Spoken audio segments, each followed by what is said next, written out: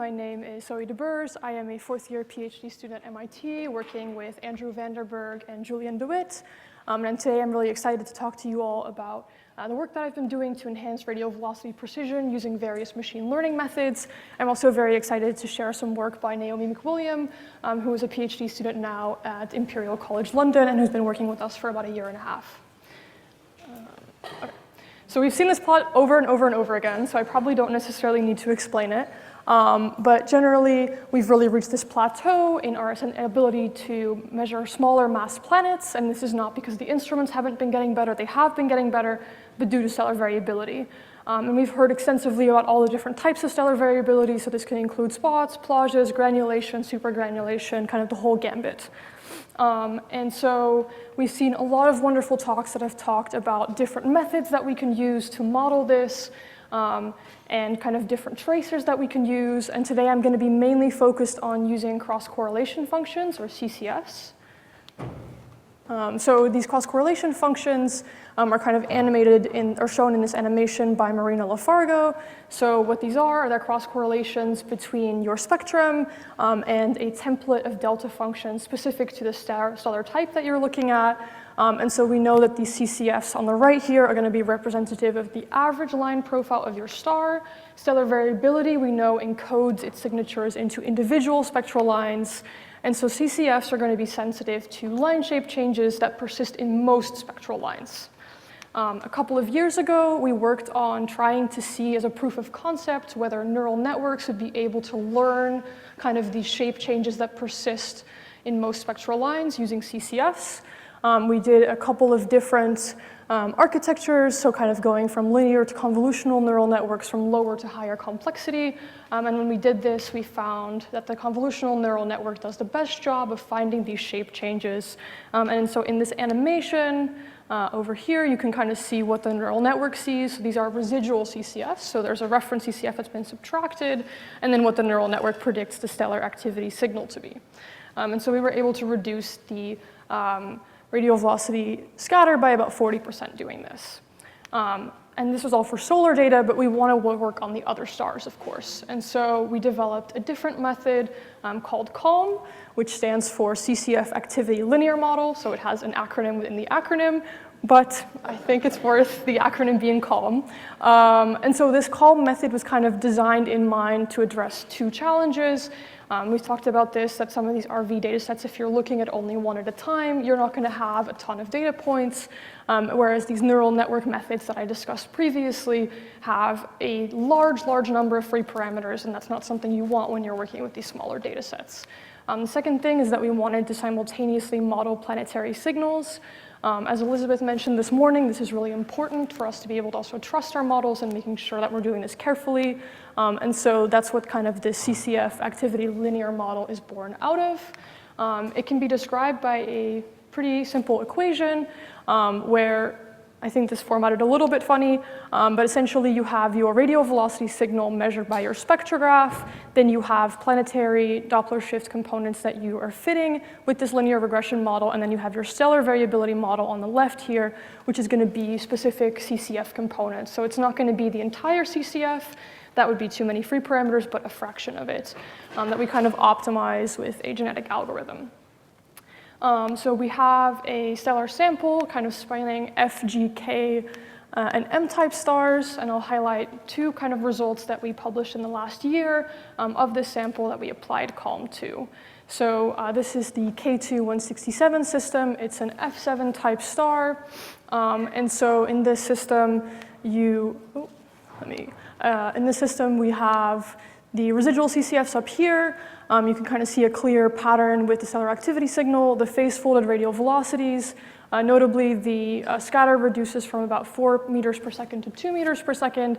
And then here we can look at these results in periodic amp space. So you can see a clear rotation period that we know from the V sin I at about 15 days. And then you can see kind of longer-term stellar activity signals. After you apply the CALM model, you can see that all of these signals decrease significantly in amplitude, but the in yellow here indicated planet period that we know from transits persists. Another example that we applied this to is K22. So this is a project that was led by Erica Tygeson from Michigan State University. And so she kind of led this project, and we did the radial velocity analysis for it. So similarly, you can see the CCFs here, the phase-folded RVs, and then you can see that we reduced the jitter from 4.72 meters per second to 2.7. And in this case, there's not a clear rotation period in the periodogram, but you do see that some of the longer-term magnetic signals seem to be mitigated by this calm method. And again, in yellow is the signal from the planets. Okay, so I've highlighted a couple of these calm results, but I want to introduce kind of some caveats with this. So I mentioned briefly that this calm method uses only a subset of the CCF to model stellar activity. And this decreases the number of free parameters which we need, because a CCF from, for example, HARPS is usually like a 49-element array, but if you only have 30 to 40 RVs or something, that's going to be too many free parameters. So by doing this, you are losing some of the information, even if that's necessary. And so what we're looking into now is whether we can use a form of nonlinear PCA, so autoencoders, to extract kind of the most important information from the CCFs and see if those can be used as activity tracers, and whether this can be done without using any kind of timing information and not using any kind of stellar activity labels either. And so for those of you who may not be as familiar with autoencoders, I have a diagram here that kind of shows you what the kind of schematic would look like. So in this lighter purple color, you might have like your CCF, for example. You have a neural network that is being trained to learn kind of different features in that CCF and try to summarize those features in only 5 or 10 parameters. So those are like 5 or 10 numbers. And then you have another neural network, which is your decoder, that takes those 5 or 10 numbers and reconstructs the original CCF. And so autoencoders have been used a lot in image processing, also used for denoising images, and often they can kind of get down to kind of what are the essential features of whatever your input data is. So far, we have shown that autoencoders are able to reproduce key features in the CCF using only about 10 latent parameters. So right now, this is only for solar observations. So on the top panel, you can see the CCFs that were used as inputs and then the reconstructed ones on the bottom. And we find from preliminary results that this is able to reduce the RV scatter by about 30 to 40%, but we're still kind of refining some of that. And in Fourier space, you can kind of see what this looks like, where you can see that the longer-term magnetic cycle signals seem to be modeled, as well as the rotation and period. We've also looked into what these latent parameters are kind of tracing out. So here what I'm plotting is each of these latent parameters and then predicting what their RV prediction would be. And you can kind of see in these periodograms that they seem to trace kind of different timescales. And so this is something that we're kind of currently still looking into, but we're excited about it. Okay, so I want to shift gears a little bit to thinking about beyond CCFs and kind of maybe some of the things that people have been using as other activity tracers. So this is work that is led by Naomi McWilliam, who worked with us at MIT as an undergrad for a summer and is now a PhD student at Imperial College London. So what Naomi did is she led this study to train a neural network on a whole wide range of stellar activity indicators. So this includes kind of the common ones we've been hearing about in the past few days, like unsigned magnetic flux, H-alpha, S-index, kind of the whole gambit. And when she did this, she found that ultimately adding photometry, so in the case of the sun, that would be your total solar irradiance, as well as unsigned magnetic flux, improves the neural network predictions the most. So when you're looking at this plot, what this is on the x-axis is kind of your ultimate RV scatter after the correction. So the lower this is, the better. And so that's what you're seeing here, that this unsigned magnetic flux and the photometry, or the TSI, improve the RV predictions the most. And you see that there's kind of a barrier here of about 92 centimeters per second, and we think that from work by Khaled Al-Mula and Ben Lakeland, who's in the audience as well, that this is likely caused by granulation and supergranulation, and none of these activity tracers specifically model that. So beyond kind of the quantitative results that Naomi looked at, she also wanted to qualitatively understand what the model was exactly predicting. And so what I'm showing here is if we take this is the radial velocity time series for HARPS North, and then these are the neural network model predictions. And in the vertical lines, what she's showing are known cryostat warm-up events. So what we're seeing if we actually zoom in into some of these regions is that the neural network is predicting an RV offset that is happening due to these instrumental systematics. And this was not something that we explicitly wanted the model to do. We just gave it the CCFs. We didn't give it any kind of like temperature or pressure readings. But this inspired some work that she's been working on now. And I think also the point I would like to make is that I know this conference is about know thy star, know thy planet, but maybe also know thy instrument. So what she's been doing is actually explicitly trying to train a neural network model to predict some of these instrumental effects. So she looked at over 80 different temperature and pressure sensors that are on the HARPS North instrument and found that 2 of them seem to make the biggest difference. So these 2 temperature measurements, one of them is called a shell grating on top, so it's a temperature sensor on the shell grating, and one of them is the temperature of the cryostat. And in particular, during low magnetic activity, proportionally, the contribution of the instrumental noise is going to be a larger part of your error budget.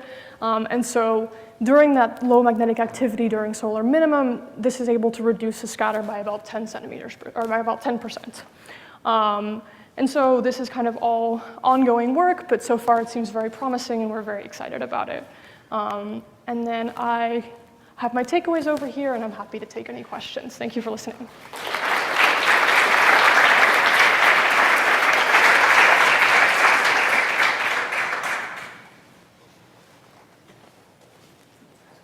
Questions? Someone here? Great talk. Thank you. I'm really curious about that last part about knowing thy instrument.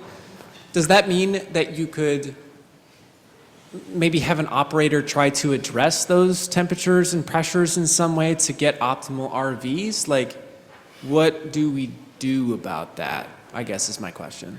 Yeah, so I didn't have time to touch on this too much, but for the cryostat in particular, so these are kind of, let me go back. Okay. Yeah, so these are known, this was a known issue with the HARPS North instrument. It has since been fixed.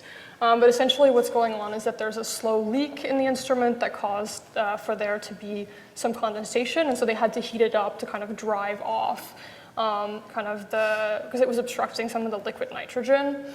And so what we know about these is that because of this change in the temperature, it would slightly change the shape of the PCF, and that would take several weeks to decay. So in this specific case of this instrumental effect, it was done intentionally. It was not like an accident that like an operator would have to correct for so much. But I do think that there could be a lot of potential in trying to track more of these instrumental things and see if you could maybe correct them, but maybe not in this particular case. Yeah.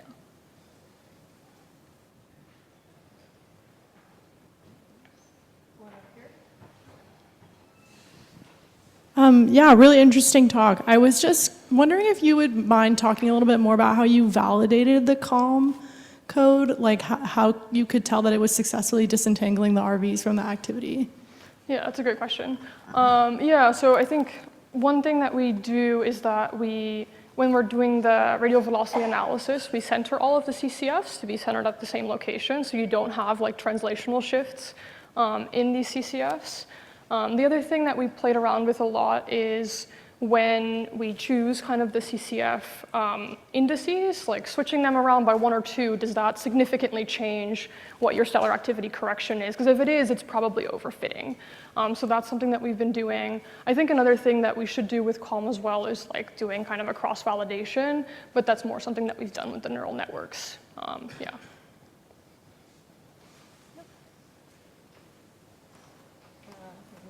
Very quick question.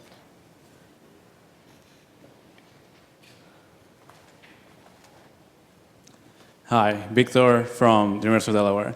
I wanted to ask a little bit about how would it go, or if you could mention more about mixing CCF from different instruments. So for example, if you have like HARPS North Spectra, but if you also have like HARS or something else, like, could you explain a little bit more about that? Like, how would it work? Yes, can I just clarify, do you mean like if you would want to incorporate data from like 2 instruments that have CCFs? Is that what you're asking? Yeah, exactly. Like if you want to incorporate data from like 2 instruments on the same star. I see, okay. Yeah, so I mean, we have applied the call method to multiple instruments. I didn't highlight it here, but we have applied it to Express as well in addition to harps north, so it can work on other instruments as well. I think something that you could do is, I think in that like calm linear regression model, you can add additional parameters. So like something we've played around with as well is like if you add an H alpha in addition and do a linear fit to that, does that help?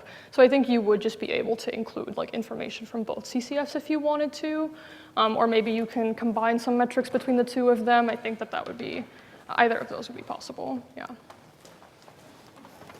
Let's thank Zoe one last time.